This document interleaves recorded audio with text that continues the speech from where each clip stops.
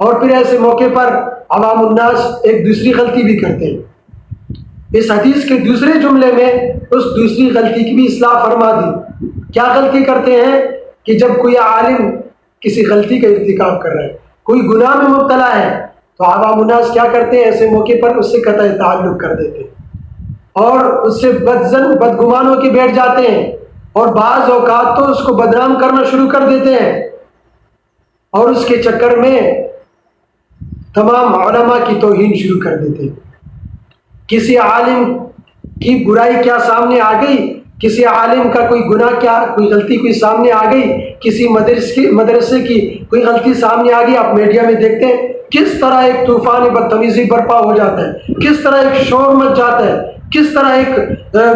ڈنڈورا پیٹا جاتا ہے۔ لوگوں کو ایک جو بے دین ہے نا، بے دین، ان کو تو موقع مل جاتا ہے، وہ تو موقع کی تلاش میں ہوتے ہیں، کیونکہ ان کا مقصد یہ ہے کہ عوام الناس کا رشتہ علماء سے کاٹا جائے،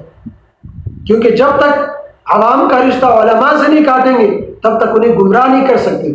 جب عوام کا رشتہ علماء سے کاٹ دیا، مدارس سے کاٹ دیا، اب وہ ان کے رحم و کرم پر ہے، اب وہ سمجھتے ہیں کہ وہ یہ ہمارے رحم و کرم پر ہے، پھر ہم جس طرح چاہیں انہیں گمراہ کر دیں۔ تو سب سے پہلے لوگوں کا تعلق علماء سے کاٹنے کے لیے انہیں بدظن کیا جاتا ہے، علماء کو بدنام کیا جاتا ہے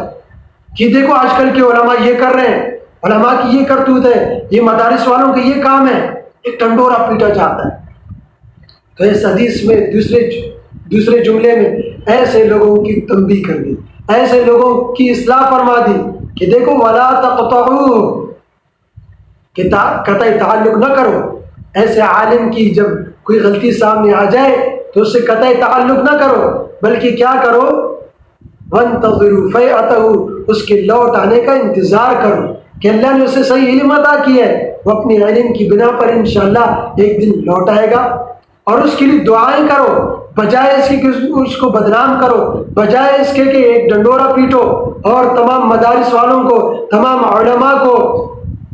بدنام کرنے کے بجائے ان کے لیے دعائیں کرو کہ اللہ فلاں شخص تیرے دین کا حامل ہے، فلاں شخص کی وجہ سے ہمیں دین کا علم معلوم ہوتا ہے، وہ گناہ کی مصیبت میں مبتلا ہے، اس مصیبت سے اسے نجات دلائیے۔